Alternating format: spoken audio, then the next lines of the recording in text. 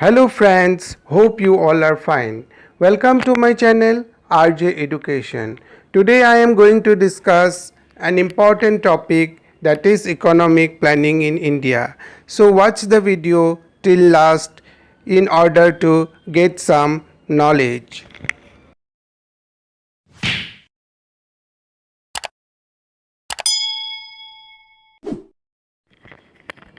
Economic planning. In any economic system, when major economic decisions are taken centrally or collectively in order to reach certain predetermined objective within a specific period of time, it is called economic planning. The main objective of economic planning are increasing the rate of economic development, bringing about self-reliance in nation economy, removal of economic disparity.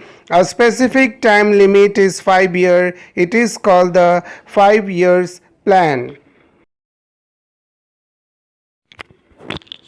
Economic planning is an instrument to attain a set of well-defined objectives within a definite period of time as determined by a central planning agency. In India, the plan is formulated for a period of 5 years. In general, the main objective of the planning in India are to raise the rate of growth of economy, to remove social economic inequality, to remove poverty, to expand any employment opportunity, to remove regional inequalities, to ensure sustainable economic development without causing damage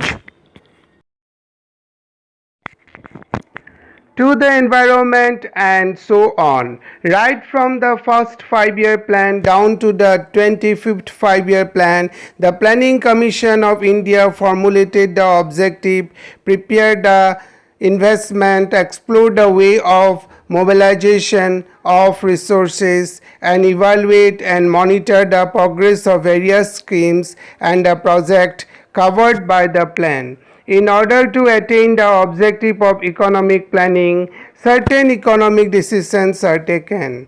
Such decisions are taken in the field of investment, saving production, consumption, export, import, foraging, aid, etc. And Night Arog. Night Arog has replaced the Planning Commission of India. Night Arog stands for the National Institution for Transforming India. Night Arog has come into operation from January 1st, 2015. The first meet of NAT Arog was held on February 8, 2015 in Delhi. The other members of the Arog is the Prime Minister of India. The other members are the Vice Chairman, Chief Minister of the state, Lieutenant Governors of Union Territory, 4 central ministers, chief executive officers and experts from different fields. Democratic planning.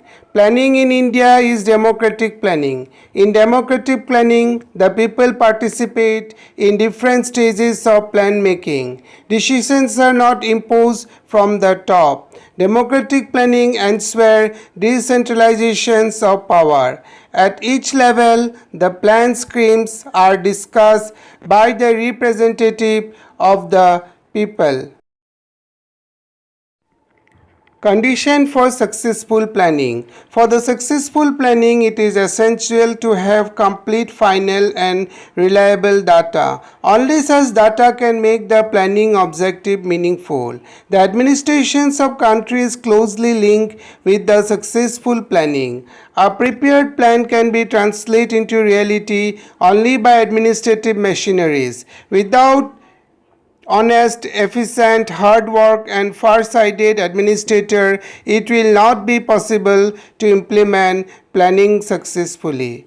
The objective of planning must be realistic for successful implementation. To determine realistic objective, there must be a correct estimations of the resources of the country. People's cooperation is required for successful planning. This is special true of democratic planning. If the people are associated with every stage of the planning process, it can successfully reflect the hopes and aspirations of the people. Stability in the prices of goods is necessary for successful planning. There is a need for elasticity in planning if it is to be successful. Economic planning in India. Economic planning in India has covered a period of more than 60 years. The period is divided into two parts from 1951 to 1952 to 1990 to 1991 and from 1991 to 1992 to the present days. In the first period of the planning, that is from 1951 to 1950 to 1990 to 1991, the public sector was the leading sector in the economy. The role of the private sector was secondary. In Indian economy, the public sector and private sector coexist. Hence, it is known as the mixed economy. Between the two sectors, public and private, the public sector's role was more important because the industrial policy accepted the goal of the socialist pattern of the society. Naturally, the role of the state in economic developments become important. In the first period or the phase at the economic planning in India, the major objective for planning were: number 1, to raise the rate of economic growth; number 2, to give importance to the applications of modern technology; number 3, to attain self-reliance; number 4, to secure social justice. The second phase of the planning in India covers the period 1991 to 1992, the present days. In this period, the importance of liberalization, privatization, and globalization has increase and the importance of public sector to that extent has declined. It will not be fair to say that the economic reform measures introduced in India have not brought any benefit to the people of India. Certain problems are also associated with the economic reforms measures to introduce in India. First, both the extent and the intensity of the competition have increased, which is otherwise a welcome development. But unless more purchasing power comes to the hand of the common man, the benefit of economic reform will be limited. Secondly, excessive consumption may lead. Thirdly, the management of globalization has assumed importance. Globalization must not come into clash with the furtherness of the nation interests. Fourthly, good governance with of critical importance in developing the benefit of economics reform, particularly to the weaker section of the society. Liberalization. Economic liberalization means the lessening of the degree of the state control in economic system of a country. The permit and the license policy of government was the instrument of the government control in economic. As a part of the economic reform measures, government control has been lifted in a large numbers of industry except liquor, cigarette, hazardous chemical, industries, explosive, electrical equipment, drugs, and so on. Defense, atomic power generation, and rail transport are reserved for public sector. The financial sector is composed of commercial bank, investment bank, share market, and the foreign exchange market. Privatization. Privatization is the opening up of the sector unit to the private sector.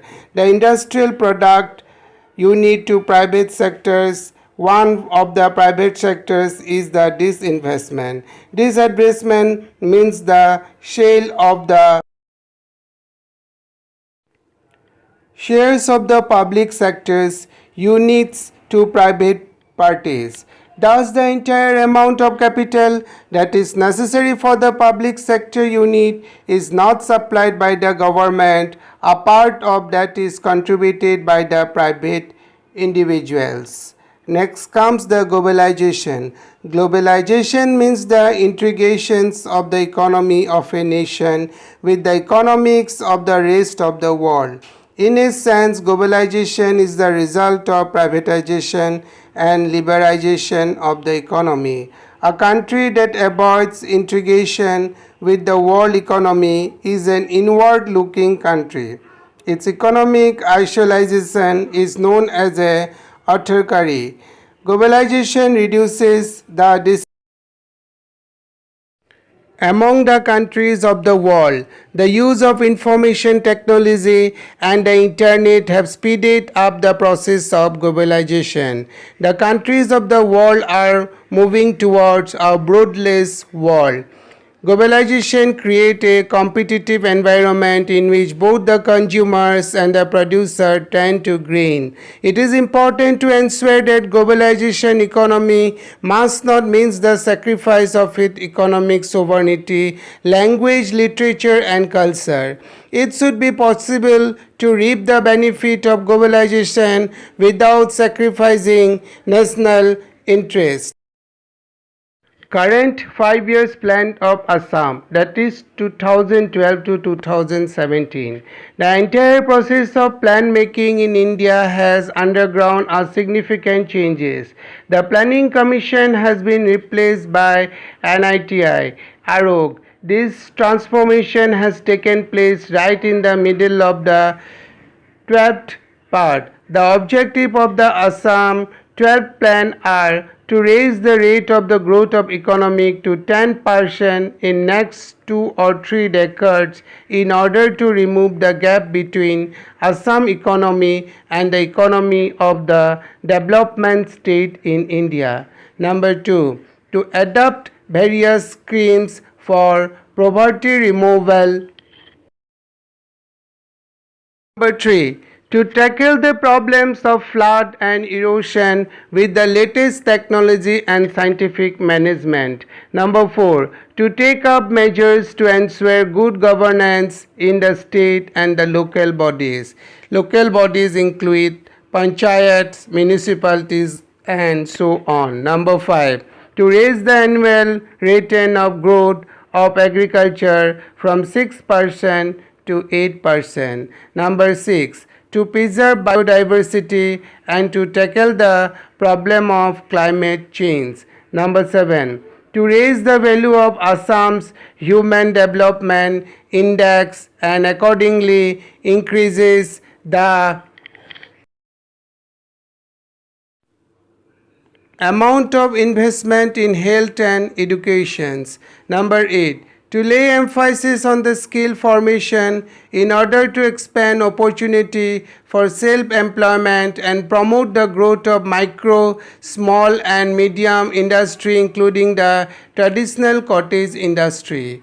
The plan has accorded priority to rural development, which will include the development of agriculture and allied activity, the small and the medium industries and the cottage industry.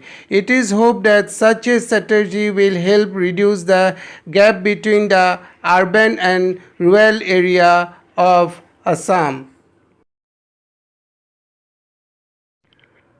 So friends, thank you for watching this video.